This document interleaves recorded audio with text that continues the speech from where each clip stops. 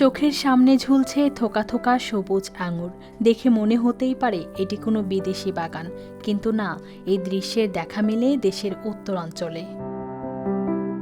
বাঁশের মাচা জুড়ে লতিয়ে ওঠা আঙুর গাছ, পাতার ফাঁকে টসটসে ফল, হালকা বাতাসে দুলছে প্রতিটি থোকা।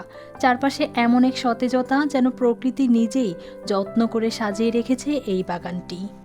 কোনো দেখিনি এই আঙ্গুরের বাগান, এখন দেখনো নিজের চোখে, কিন্তু দেখতে খুব সুন্দর।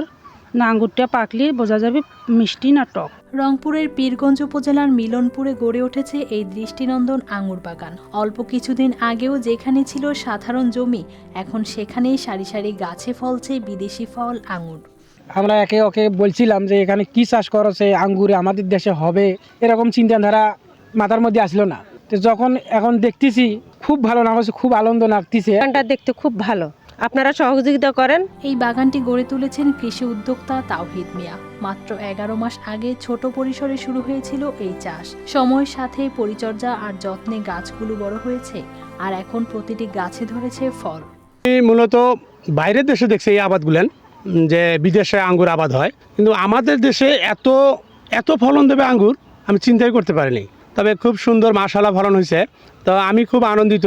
তবে এই রকম নতুন নতুন উদ্যোগ নিতে মোটামুটি আমি ভালোবাসি। এখন প্রতিদিনই এই বাগানে ভিড় করছেন মানুষজন। কেউ থেমে দেখছেন, কেউ হাত বাড়িয়ে ছুঁয়ে দেখছেন, আবার কেউ শুধু দাঁড়িয়ে উপভোগ করছেন এই ভিন্ন রকম দৃশ্য। প্রথম আমাদের এলাকায় এত সুন্দর একটা আঙ্গুরের চারা আছে, এইরকম আঙ্গুর আমার লাইফে আমি দেখি নাই। এত আঙ্গুর ধরা, এখন এই আঙ্গুরটা টক হবে না মিষ্টি হবে সেটা পাকার পর বোঝা যাবে। আঙ্গুরটা টক হবে না মিষ্টি হবে, এত প্রচুর পরিমাণ আঙ্গুরটা ধরছে, দেখলে মাথায় নষ্ট। এক একটি গাছ থেকে মিলছে 8 থেকে 10 কেজি পর্যন্ত আঙুর, যা স্থানীয়দের কাছে এখন বিস্ময়। আঙ্গুরে কিন্তু বেনিফিটটা অনেক বেশি অন্যান্য ফসলের চেয়ে।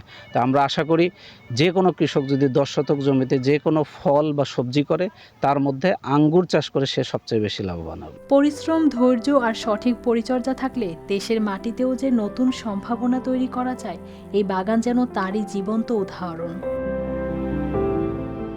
News desk, RTV।